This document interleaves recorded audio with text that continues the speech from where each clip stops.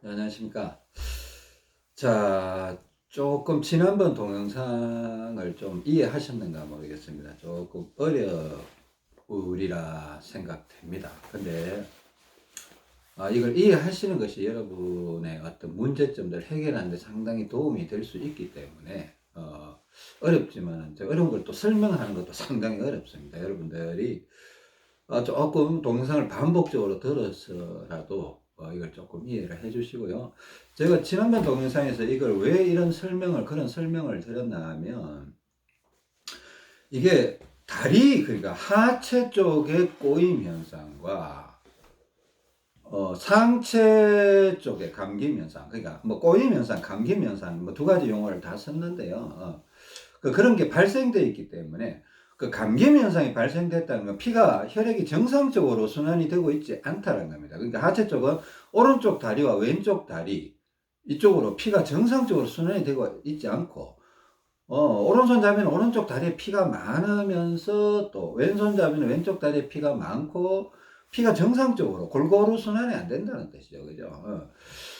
그래, 일단은 이걸 바로 잡아주기 위해서 모래주머니를 착용하고, 뭐 앞쪽에 찰 건지 뒤쪽에 찰 건지 안쪽에 찰 건지 바깥쪽에 찰 건지 이런 걸 구분해 가면서 이제 방향을 잡아주게 되면 어떻게 되나 하면, 다리 동작을 해서 이제 하체 쪽에 혈액순환을 이제 균형을 잡아주면요, 골반을 틀어주고 피의 흐름을 잡아주게 되면 창자에서 변화가 일어나기 시작해요. 창자에서 변화가 일어나기 시작하면서, 그러니까 제가 지난 시간 마지막에 개실염에 대해서 설명을 드렸습니다. 제가 이게 까다롭다고 했습니다. 이걸 이해하셔야 여러분들이 제가 하는 말을 이해하기 시작하는 겁니다. 우리 창자 속에 팽창 현상이, 배를 이렇게 누워서든 물병이나 물병 꼭지 부분을 이렇게 해서 꾹꾹 눌러보면 건강한 사람들은 어지간히 눌러서 안 아파요. 근데 이게 뭐가, 창자가 정상이 아닌 사람은 조금만 눌러도 아야 아야 막 이렇게 자꾸 아프다는 얘기를 계속 뭐 곡소리를 내요. 그 팽창이 있다라는 겁니다. 창자가 정상적인 형태가 아니라는 거예요. 그러니까 다리 조작을 통해서 어떤 다리의 모래주머니를 이용해서 이제 운동을 하다 보면 이제 우리 배 속에, 창자 속에, 특히 소장 쪽에, 그죠? 대장 팽창보다는 소장 팽창을 얘기하는 게 할 가능성이 더 많습니다. 그러니까 소장 속에 팽창이 뭐 한 개 있는 분도 있겠지만 두 개, 혹은 세 개, 혹은 네 개, 혹은 다섯 개, 혹은 뭐 큰 거 하나, 작은 거 하나, 막 이런 식으로 다양한 형태의 개실, 창자 팽창 현상이 존재하고 있을 가능성이 상당히 높습니다. 근데 의외로 이게 팽창이 있기는 있는데 크게 영향을 미치지 않는 분도 계세요. 제가 그런 분들을 만나봤거든요. 팽창이 있기는 있는 것 같아요. 근데 이렇게 그 방법을 적용할 때 크게 문제 없이 컨디션이 일정하게 좋다라는 말을 항상 하시는 분을 제가 본 적이 있기 때문에, 저도 어느 시점, 저도 처음에는 팽창이 있었지만 나중에 어느 시점부터는 팽창이 내 몸에 크게 영향을 안 미친다라는 느낌을 갖기 시작하면, 그러니까 팽창이 많이 사그라들었다라는 거죠. 그죠? 저도 초창기에는 팽창 때문에 길 가다가도 막 배를 부여잡고 막 벤치에 앉아서 막 한 서너 시간 꼼짝도 못하고 앉아있기도 하고, 벤치 위에 사람이 보던 만데 막 누워있기도 하고 막 이랬던 경험이 있습니다. 막 얼마나 아프면 주저앉아 버리더라고요. 근데 이제 그런 경우도 있지만 은근히 오는 경우도 많습니다. 은근히 뭐 별로 아픈 것 같지도 않은데 뭐 컨디션은 안 좋고 막 이렇게 돼요. 그러니까 다리 조작을 하다 보면 이 팽창이 어떻게 되냐면 하나씩 풀려나가기 시작합니다. 여러분들이 지금 당장 풀리는 게 아니고 오늘 운동하고 내일 운동하고 모레 운동하고 일주일 동안 열심히 운동하고 또 2주일 동안 하다 보면요, 이게 팽창이, 그러니까 위장 쪽에서 소장을 통해서 대장 쪽으로 가지 않습니까? 그죠? 그러니까 소장 끝자락, 그러니까 소장 끝자락은 오른쪽 배 아래쪽일 가능성이 많아요. 그게 오른쪽 배 아래쪽에서 대장으로 연결되기 때문에, 무슨 말인지 아시죠? 네. 그쯤에 있던 팽창이 서서히 풀려나가면서 위장 쪽으로 향하는 방향 쪽에 팽창과 결합이 되기 시작해요. 이동을 하게 돼요. 그러니까 끝자락에 있는 팽창이 풀리면서 위장 쪽으로 소장, 그러니까 소장이 연결이 되는데 위장 쪽으로 향하는 팽창, 어느 중간에 있는 팽창 쪽으로 이동이 가서 그게 합체가 된다든가 아니면 그 상태로 그냥 풀려버린다든가 이런 현상이 벌어집니다. 그러니까 또 시간이 지나면 그 두 번째 팽창이 또 풀리면서 위장 쪽으로 향하는 소장을 따라서 위장 쪽으로 향하는 다음 팽창하고 또 합체가 되기 시작해요. 합체가 되면 그 세력이 더 커질 가능성도 있습니다. 제가 실질적으로 그걸 목격을 했던 것 같아요. 그래서 그런 사례를 본 것 같아서 더 커지면서 더 불편해진다라고 호소하는 케이스도 있었습니다. 그리고 결국은 그것도 계속 좀 불편함을 감수하면서 밀어붙이고 가다 보니까 그것도 결국에는 풀려나가더라는 거죠. 상당히 불편함이 있을 수도 있다라는 겁니다. 그냥 제가 있는 그대로 말씀드립니다. 그냥 편안하게 치료된다 그런 병은 제가 보기에는 없다고 봅니다. 뭐 우리가 수술을 받아도 수술의 고통을 감내를 해야 되고, 뭐 어떤 약초를 먹어도 그 상당 기간 그 쓴내, 쓴맛을 어떤 뭐 그 몸에 나타나는 명현현상적인 것들을 감내해내야 그 다음 단계로 넘어가는 것처럼 모든 병이 원래 상태대로 돌아간다라는 것은 쉽지 않은 과정, 그러니까 명현현상적인 과정을 거치게 될 수밖에 없다는 겁니다. 그러니까 우리가 명현현상을 잘 다루는 것도 참 지혜로운 거고 똑똑한 겁니다. 그러니까 2보 전진, 1보 후퇴할 줄도 알고, 때로는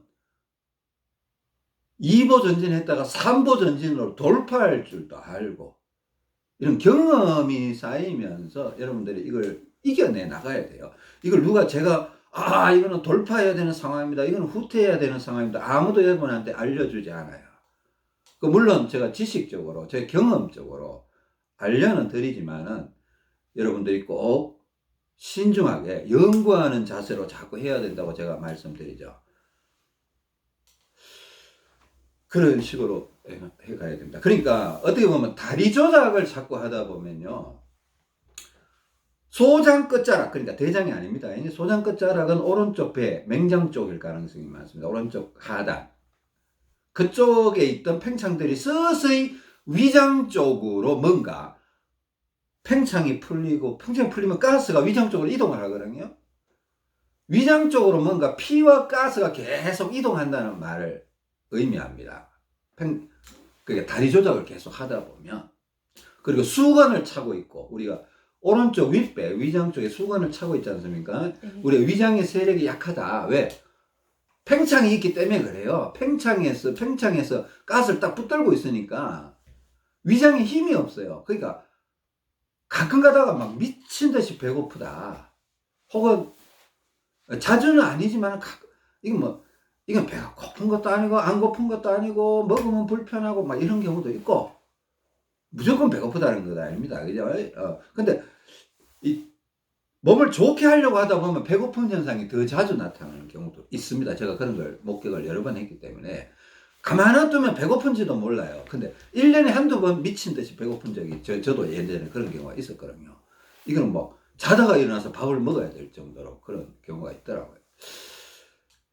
그러니까 다리 동작을 자꾸 하게 되면 소장 어딘가에 있던 팽창들, 그러니까 잡혀있던 가스와 피가 위장 쪽으로 자꾸 이동한다는 겁니다. 그죠? 근데 위장 쪽으로 딱 이동하면 위장이 이제 힘을 낼 거 아닙니까? 위장에 가스가 꽉 차고 피가 많아지고 이렇게 돼요. 근데 문제는 우리 오른쪽 폐가 처져 있는 거예요. 오른쪽 폐가 처져서 위장을 누르고 있는 거예요. 그리고 위장만 누르고 있는 게 아니라 그 위장과 식도 사이, 그러니까 명치의 요 위식도 괄약근이라고 있다고 하겠습니다. 위식도 괄약근.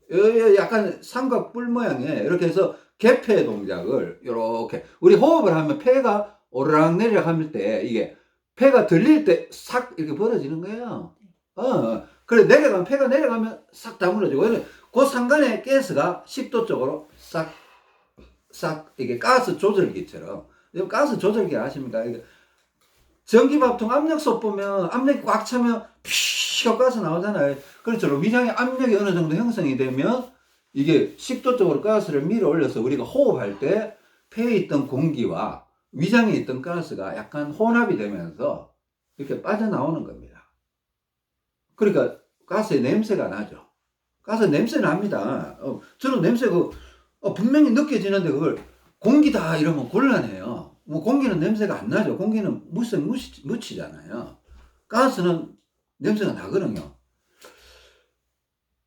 그러니까 일단은 다리 동작만 하면 안 된다는 얘기를 하는 겁니다. 지금 무슨 얘기인가 하면 다리 동작만 자꾸 하다 보면 걷기만 자꾸 하다 보면 위장 쪽으로 뭔가 가스나 피가 자꾸 몰려와요. 심지어 대장에 있던 가스와 피도 자꾸 위장 쪽으로 몰려오게 됩니다. 심지어 위장 쪽에 수건을 차고 있기 때문에 더 빨리 오라고 지금 차고 있는 거예요. 안 차고 있으면 안 와요. 잘. 수건 안 차면 여러분 효과를 기대하지는 마세요. 여러분들 요령 피운다고 나는 수건을 안 차도 어떻게 되겠지, 그런 사람은 효과를 기대할 수 없다고 저는 봅니다. 그러니까 처음에는 효과 있을 수 있어요. 근데 어느 시점 가면 이게 문제가 생기기 시작해요. 제가 그런 사례도 봤기 때문에 그래요. 처음에는 아이고 이거 안 차도 좋네요 이러다가 나중에 되니까 문제가 생기는 걸 제가 본 적이 있기 때문에 하는 얘기입니다. 그러니까 오른쪽 폐가 쳐져서 위식도 괄약근을 꾹 누르고 있으니까 어떻게 돼요? 가스가 안 올라오죠. 근데 다리 동작을 하니까 위장으로 가스는 계속 와요. 소장에 있던 가스나 피가 위장으로 계속 오는데 아니 오른쪽 폐가 위장을 꾹 누르고 있어요. 또 위식도 괄약근을 꾹 누르고 있어요. 가스가 안 올라오는 거예요. 그러면 여러분들 이 수건 차고 있는 게 답답해서 못 견디는 상황이 돼요. 그러니까 자꾸 벨트를 약간 느슨하게 하고 싶다 이런 욕구가 자꾸 들어요. 그 모든 분들한테 다 공통점으로 나타나더라고요. 저도 똑같았고 저는 있는 그대로 말씀드리는 겁니다. 그러니까 다리 동작만 하면 자꾸 하면 운동하면 할수록 막 윗배가 빵빵해지면서 이 벨트를 좀 풀어야 되겠다. 풀었다. 자, 모든 사람한테 그런 거 아닙니다. 아랫배가 너무 센 사람들은 윗배로 아예 안 올라와서 그런 느낌이 없는 분도 계세요. 아랫배가 너무 세신 거야. 아랫배가 동그라지처럼 볼록 올라가 있고 윗배가 푹 꺼져 있는 이런 분도 있거든요. 의외로 많습니다. 특히 여성분들한테 의외로 많더라고요. 그런 분들은 윗배가 빵빵해지는 경험을 잘 못하는 경우도 있어요. 그러니까 제가 하는 말은 다리 운동은 소장 끝자락, 그러니까 맹장쯤에서 계속 가스와 피를 위장 쪽으로 끌고 오는 역할을 한다. 심지어 팽창이나 개실 같은 걸 풀어가면서 끌고 오는 역할을 한다. 눈에는 안 보이지만 이걸 믿으셔야 된다. 그리고 상체 운동, 팔 운동 대표 주자는 뭡니까? 세트 운동이죠. 세트 운동과 지팡이 잡고 걷기 운동이에요. 그죠? 상체 운동은.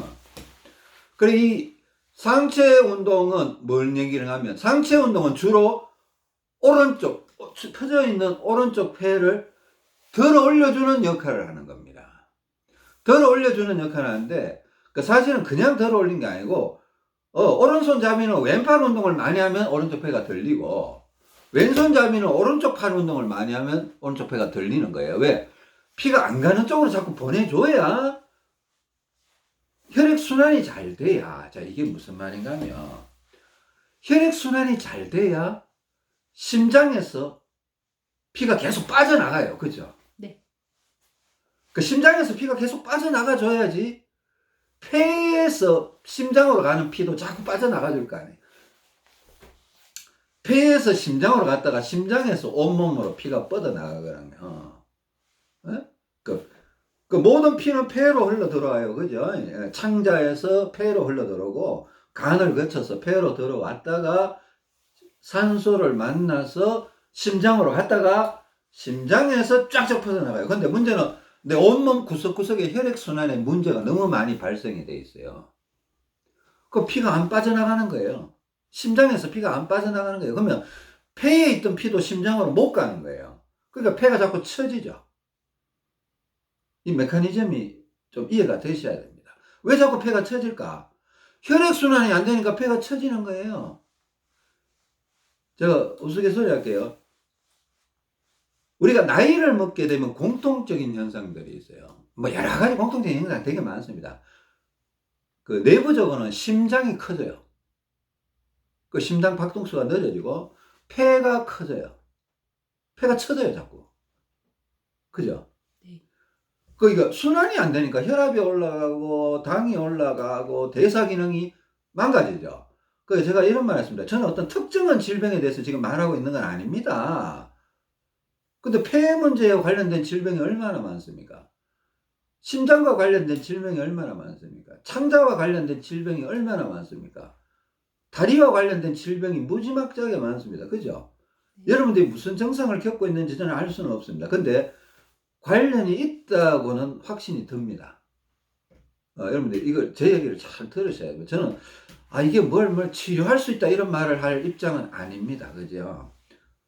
판단은 여러분들이 하셔야 됩니다. 그냥 저는 있는 그대로 제가 경험한 대로 느낀 바대로 옳다고 생각하는 대로 전달해 드릴 뿐입니다. 그러니까 이게 이 상체 운동도 이렇게 해줘야 오른쪽 폐가 들려주기 때문에 오른손잡이는 왼팔 운동을 더 많이 해야 되고 왼손잡이는 오른팔 운동을 더 많이 해야 피가 이렇게 빠져나가야 되는 거예요. 피가 안 가는 쪽으로 자꾸 가줘야 폐가 들리거든요.